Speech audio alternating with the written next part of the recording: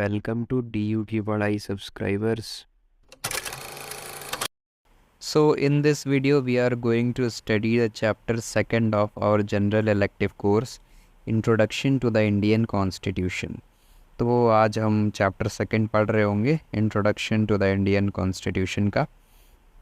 Second chapter है हमारा basic features of the Indian constitution, यानी संविधान के, भारतीय संविधान के जो हमारे बेसिक फीचर्स हैं उनके बारे में हमें पढ़ना है इस चैप्टर के अंदर। अगर आपने प्रीवियस लेक्चर्स नहीं देखे हैं तो आपको लिंक डिस्क्रिप्शन बॉक्स में मिल जाएगी, आप वहां से जाके एक्सेस कर सकते हैं। साथ में लिंक्स पीडीएफ के अंदर भी डाल दी गई हैं, आप पीडीएफ के अंदर भी जा कर के सारी चीज़ें एक्सेस कर पा रहे होंगे। So if you want to download this study material, the link is given in the description. You can get the access from there as well as from the Telegram channel also. So let's start. तो जो हमारा संविधान है, सबसे पहले हम चर्चा करते हैं कि संविधान हमारा होता क्या है, संविधान हम किसे बोलते हैं। उसके बाद फिर हम कॉन्स्टिट्यूशन के फीचर्स पे बात करेंगे, ठीक है। तो संविधान बेसिकली एक तरीके से कानून की एक किताब है। So a constitution is a set of fundamental principles, rules and laws that constitute the legal basis of a organization or country and determine how that entity is to be governed. यानी संविधान क्या है? एक basic laws का, rules and laws का और fundamental principles का एक सेट है जो कि हमारी कंट्री के लिए एक लीगल बेसिस क्रिएट करता है। यानी हमारी कंट्री का, इंडिया का कानूनी आधार के रूप में एक तरीके से हमारा संविधान है। और ये संविधान हमारा डिटरमाइन करता है कि इंडिया को कैसे गवर्न किया जाएगा, किन किन रूल्स और लॉज के थ्रू इंडिया को गवर्न किया जाएगा और इंडिया का पूरा सिस्टम गवर्नेंस का कैसा होगा। ये सारी चीज़ें हमारे जो कॉन्स्टिट्यूशन है उसमें लिखी हुई हैं, ठीक है। तो this was the basic definition of the constitution. अब हम कॉन्स्टिट्यूशन के कुछ और बिंदुओं पर चर्चा करेंगे। तो हमारा जो संविधान है, Indian constitution, it is the supreme law of India, यानी भारत का सर्वोच्च कानून है, सबसे उच्चतम कानून है। जो कॉन्स्टिट्यूशन है हमारा, इसी में हमारे सारे कानूनों की बात लिखी हुई है। It is a legal document that lays forth a set of guidelines that how the nation will be govern. और ये जो है एक तरीके से लीगल डॉक्यूमेंट है, कानूनी दस्तावेज है, जिसमें सभी गाइडलाइंस लिखी हुई हैं कि हमारे नेशन को कैसे गवर्न किया जाएगा। And it outlines the long term requirements and goals that the nation hopes to achieve.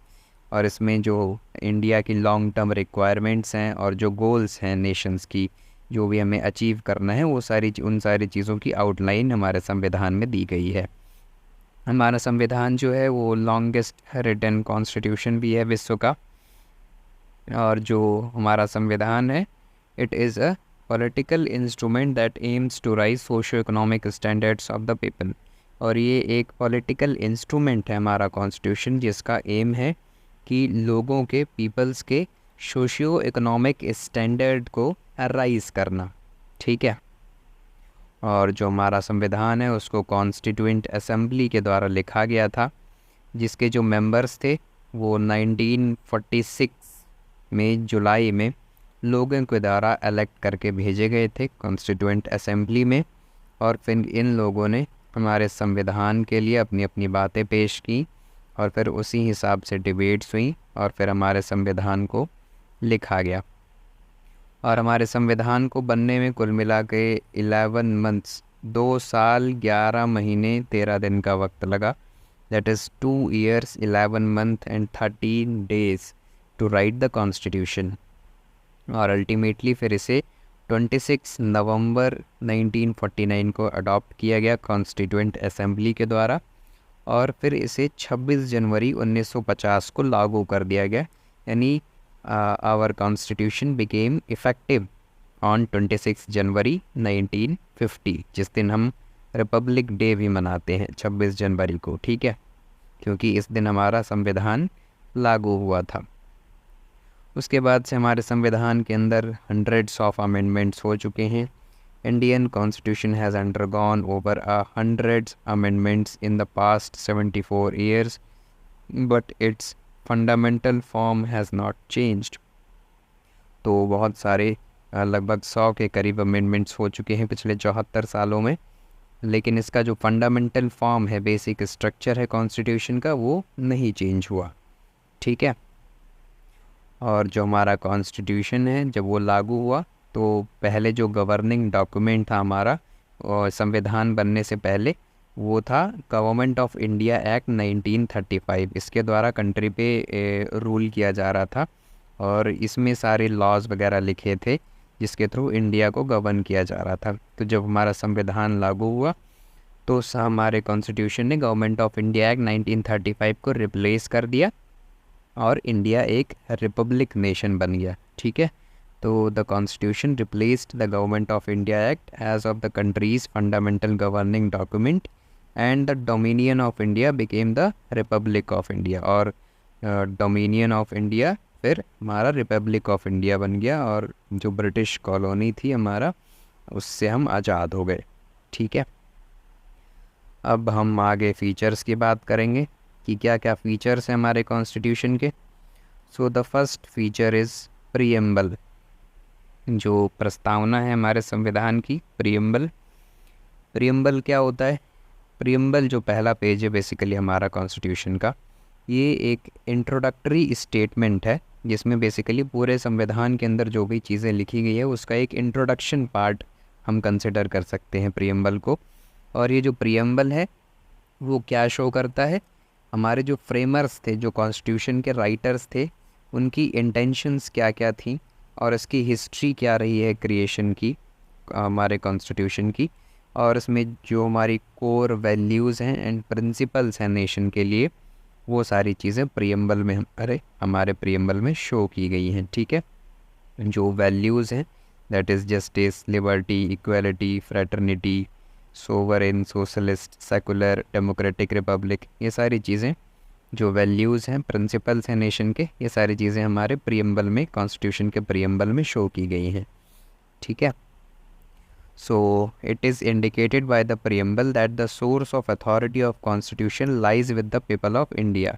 यानी जो कॉन्स्टिट्यूशन का सोर्स ऑफ अथॉरिटी है वो भारत के लोगों के पास है, यानी जो पीपल ऑफ इंडिया हैं वो सुप्रीम है। ठीक है।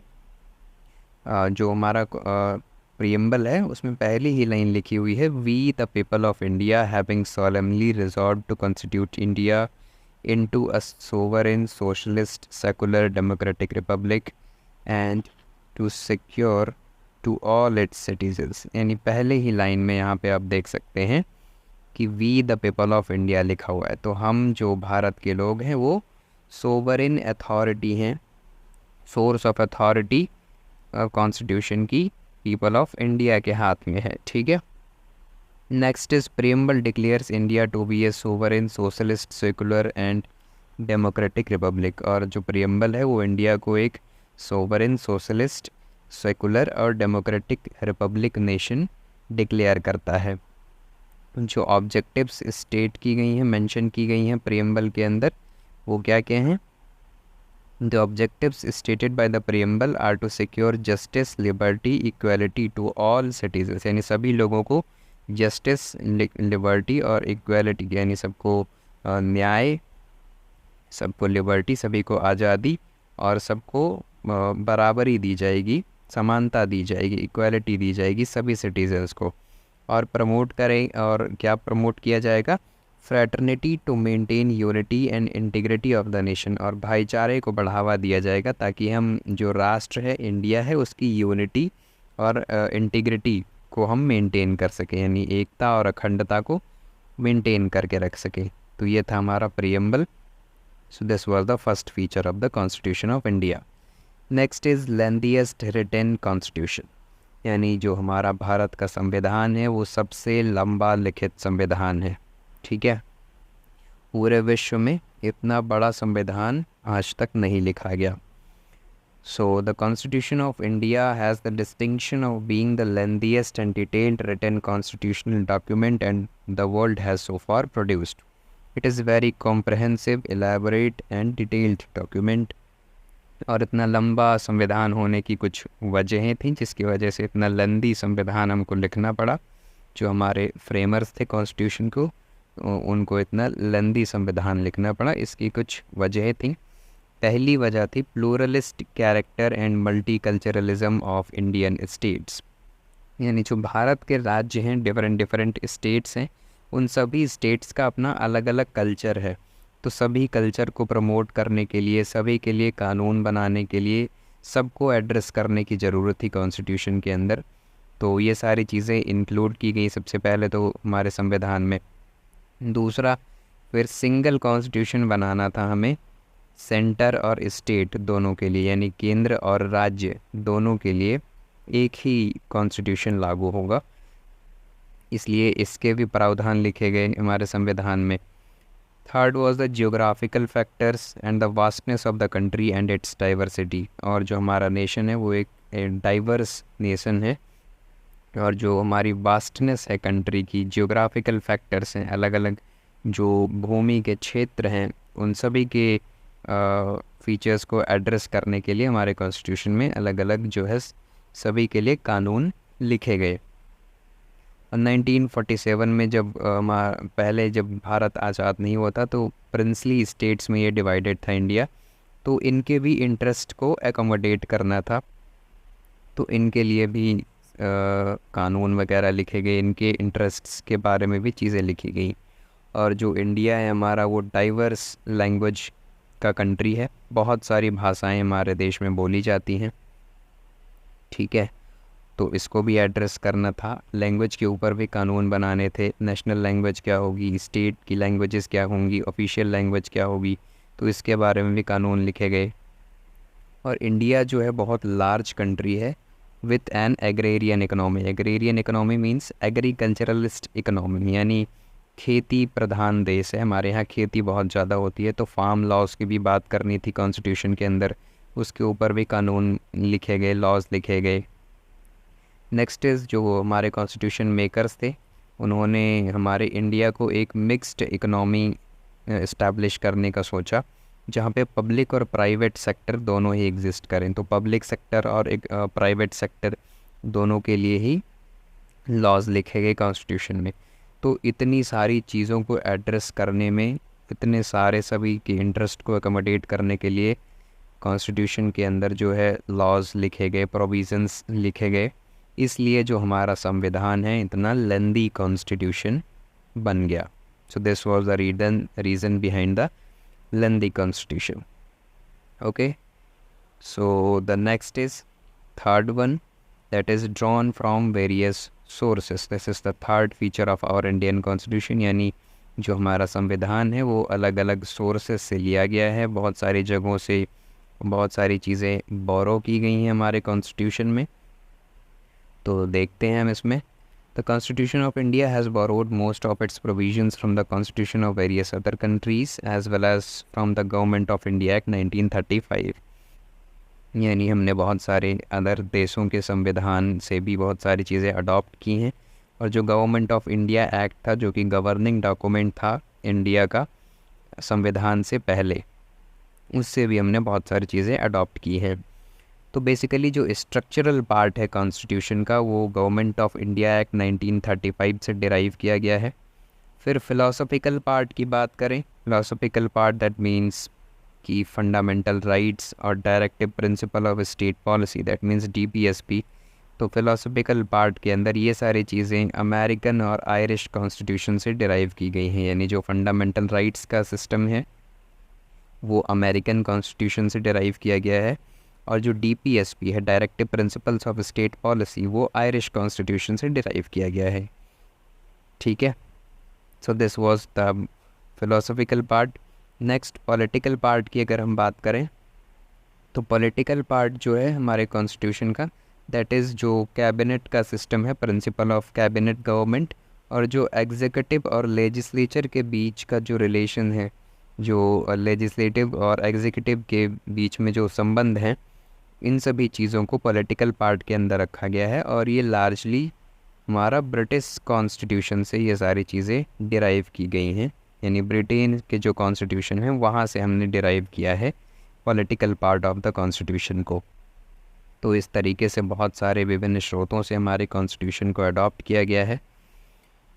So now the next feature is supremacy of the constitution, यानी जो हमारा कॉन्स्टिट्यूशन है ये सुप्रीम है, इंडिया में सुप्रीम लॉ है। So the Constitution of India is supreme in the sense that it has made clear in the various cases interpreted by the Supreme Court from time to time। और इस चीज़ को कि India का जो constitution है वो supreme है, इस डिसीज़न को सुप्रीम कोर्ट ने अपने टाइम टू टाइम बहुत सारे जो केसेस इंटरप्रेट किए गए हैं उनमें ये सारी चीज़ें साफ वर्डिक्ट सुप्रीम कोर्ट ने दिया है। जैसे कि एक बहुत ही चर्चित केस था, शायद आप लोगों ने नाम सुना हो, केशवानंद भारती केस। सो ये जो केस था इसमें सुप्रीम कोर्ट ने ये बहुत लंबा केस था, तो इसमें सारी चीज़ें सारी जो इश्यूज़ थे कॉन्स्टिट्यूशन के लिए वो एट वंस रिजॉल्व कर दिए थे सुप्रीम कोर्ट ने। और जबकि सुप्रीम कोर्ट ने ये कहा था कि कॉन्स्टिट्यूशन के लिए अमेंडिंग पावर जो है, कॉन्स्टिट्यूशन में अमेंडमेंट्स जो है वो पार्लियामेंट कर सकती है, लेकिन पार्लियामेंट जो है पार्लियामेंट को कॉन्स्टिट्यूशन के अंडर में रह के वर्क करना होगा। तो अमेंडिंग पावर को रिकॉग्नाइज़ किया था कॉन्स्टिट्यूशन के कोर्ट ने। But it also question the union parliament that like Britain Indian parliament is not supreme parliament, यानी ब्रिटेन के पार्लियामेंट के जैसे इंडियन जो पार्लियामेंट है वो सुप्रीम पार्लियामेंट नहीं है। It has to work within the parameters of the constitution, यानी जो कॉन्स्टिट्यूशन के पैरामीटर्स हैं उसके अंडर में रह के काम करना होगा। So we can conclude from here that the constitution of India is the supreme law. Next is 3-tier government system. 3-tier government system ये हमारा अगला फीचर है संविधान का। 3-tier गवर्नमेंट सिस्टम में सबसे पहले हमारे सेंट्रल गवर्नमेंट आती है, फिर स्टेट गवर्नमेंट आती है, फिर लोकल गवर्नमेंट्स आती हैं।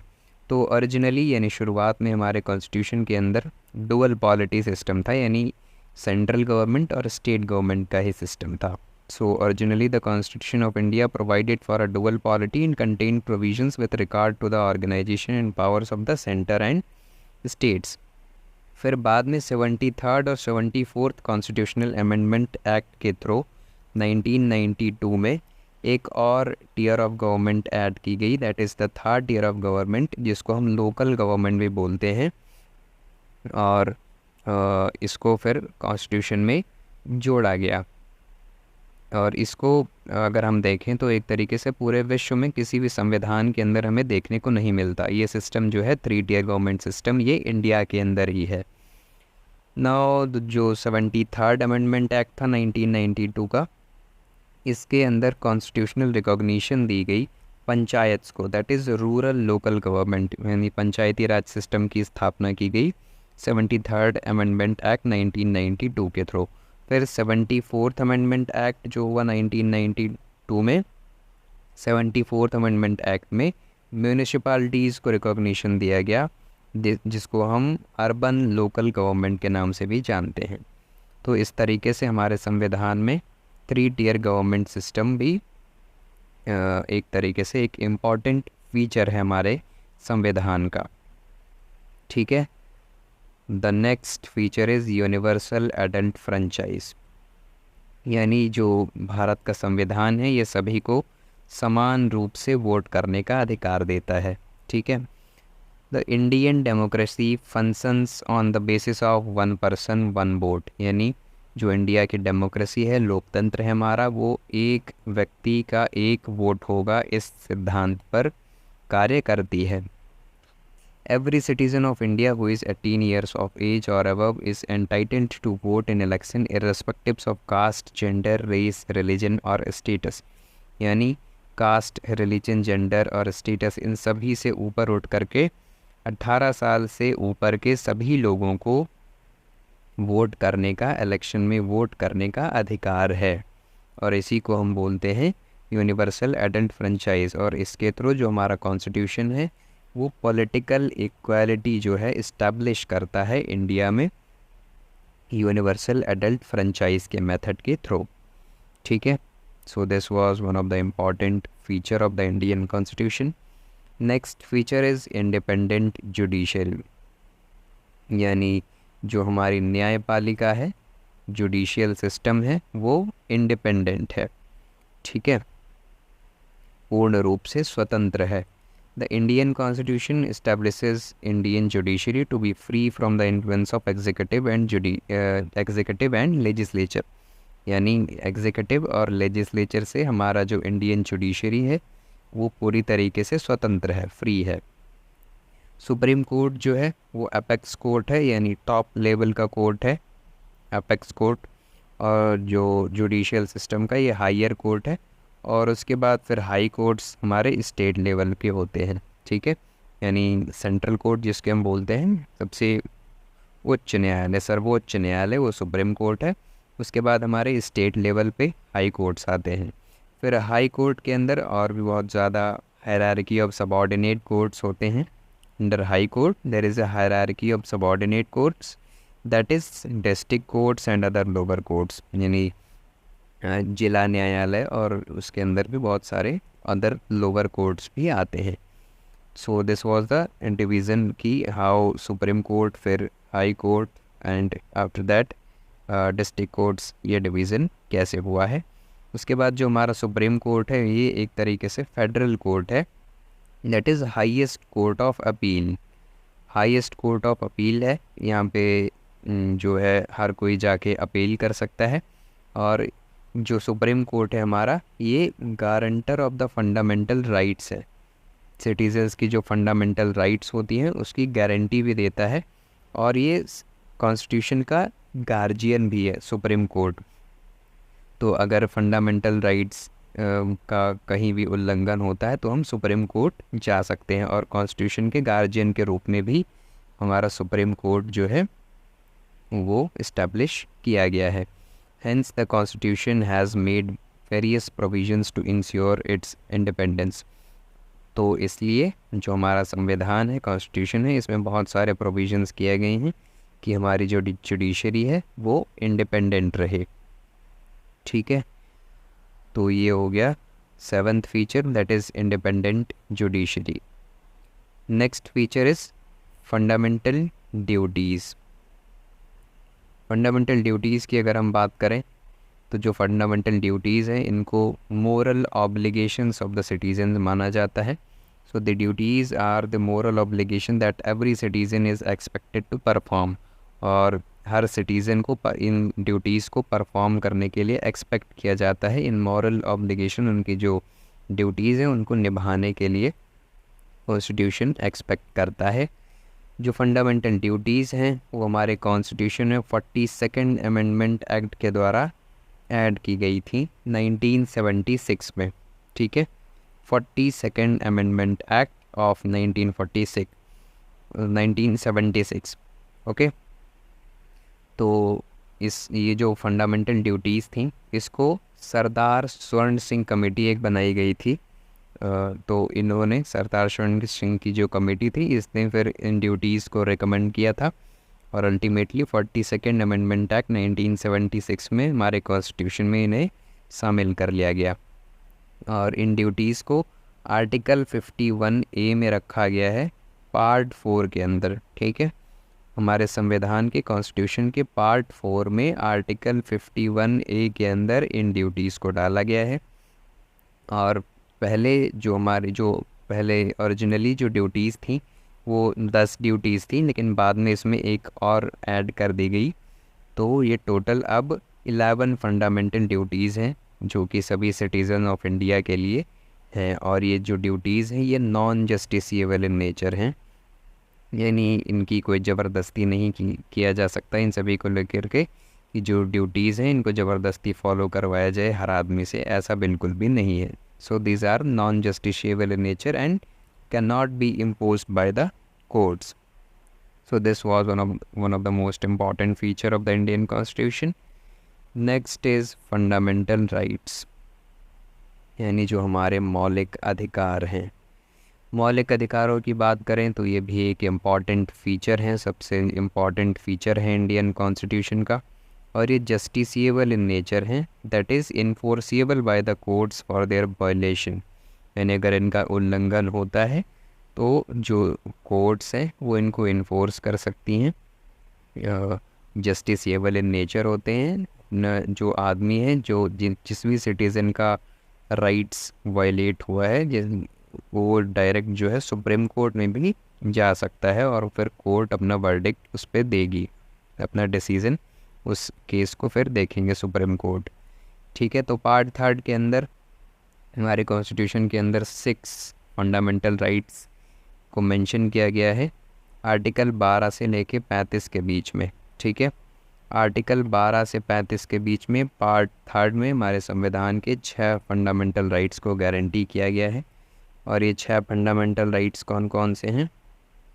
Right to equality, right to freedom, right against exploitation, right to freedom of religion, right cultural and educational rights and right to constitutional remedies. तो ये बेसिकली आप यहाँ से थोड़ा सा ध्यान रख सकते हैं कि ये सारी चीज़ें जो हैं हमारे फंडामेंटल राइट्स हैं। बाकी इसको हम डिटेल में आगे कवर कर रहे होंगे अगले चैप्टर्स में, हमारा एक पूरा फंडामेंटल राइट्स के ऊपर पूरा चैप्टर ही है। ठीक है, so next is these rights are fundamental in the sense that any violation of those rights by the government institutions and any institutions can be challenged in the Supreme Court and state high courts। यानी अगर कोई सरकारी संस्था, government institution या कोई भी institution अगर fundamental rights के खिलाफ जाता है तो डायरेक्ट सुप्रीम कोर्ट या फिर स्टेट हाई कोर्ट में अपील की जा सकती है। ठीक है, next is the parliamentary form of government. This is also the important feature of the Indian Constitution। तो भारत के संविधान ने जो है ब्रिटिश पार्लियामेंट्री सिस्टम को अपनाया है, American presidential system of government को नहीं।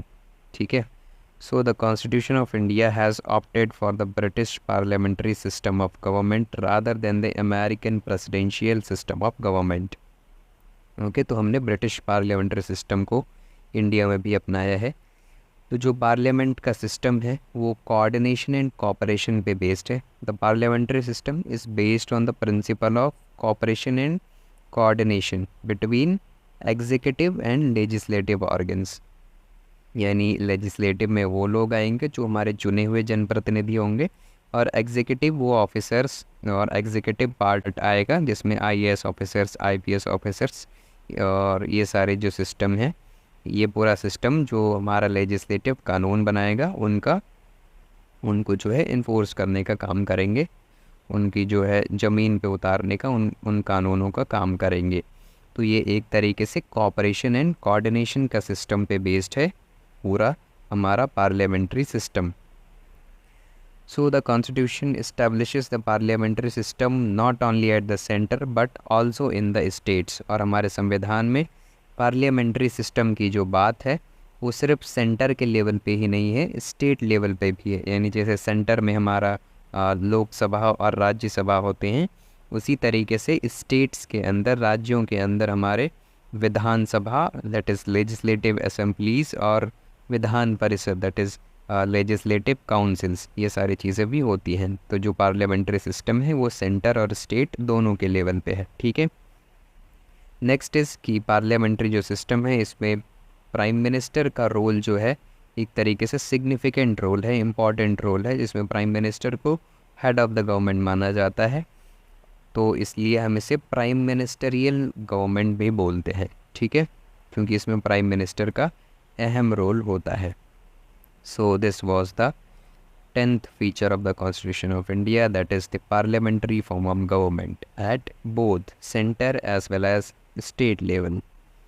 Next is directive principles of state policy, यानी जो DPSP है हमारा। ठीक है, DPSP की अगर हम बात करें तो डॉक्टर भीमराव अंबेडकर ने कहा था कि ये जो DPSP है, directive principle of state policy है, ये नोवेल फीचर है इंडियन कॉन्स्टिट्यूशन का। और ये जो DPSP है इसे पार्ट 4 में रखा गया है कॉन्स्टिट्यूशन के, और इसे हमने आयरिश रिपब्लिक से जो है अडॉप्ट किया था। आयरिश रिपब्लिक से, यानी आयरिश कॉन्स्टिट्यूशन जो है वहाँ से इसका इन्फ्लुएंस हमको देखने को मिलता है। तो जो DPSP है कॉन्स्टिट्यूशन का, इसका मेन जो मोटो है वो है कि सोशल और इकोनॉमिक जस्टिस को प्रोवाइड करना।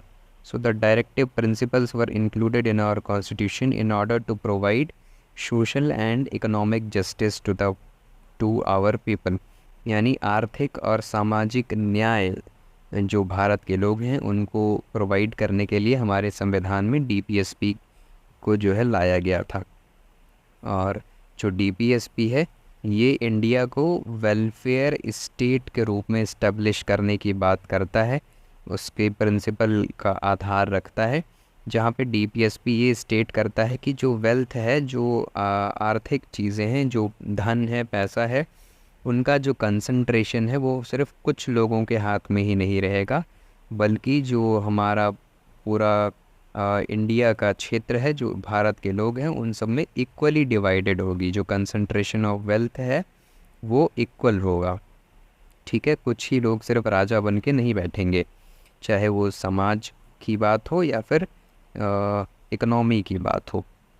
बट जो हमारी DPSP है ये non justiciable in the nature है, यानी इनको कोर्ट्स में इन्फोर्स नहीं किया जा सकता, ठीक है।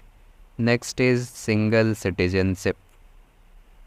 सिंगल सिटीजनशिप यानी कि जो कॉन्स्टिट्यूशन है ये हमारे सिंगल सिटीजनशिप की बात करता है। In a federal state usually the citizen enjoy dual citizenship as in the case of USA। तो बेसिकली जो फेडरल स्टेट्स होते हैं उनमें डुअल सिटीजनशिप दी जाती है। जैसे कि अगर हम यूनाइटेड स्टेट्स ऑफ अमेरिका की बात करें तो इसमें जो सिटीजन्स होते हैं इनके पास डुअल सिटीजनशिप होती है, एक तो USA की यानी पूरे यूनियन की, और दूसरा वो जिस कंट्री में रहते हैं उस कंट्री की सिटीजनशिप। जैसे अगर कोई तो बेसिकली जो USA है वो बहुत सारे कंट्रीज़ का यूनियन है, समूह है। जैसे कैलिफोर्निया, अगर कोई व्यक्ति कैलिफोर्निया में रह रहा है तो उसके पास कैलिफोर्निया की भी सिटीजनशिप होगी और USA की भी सिटीजनशिप होगी, ठीक है।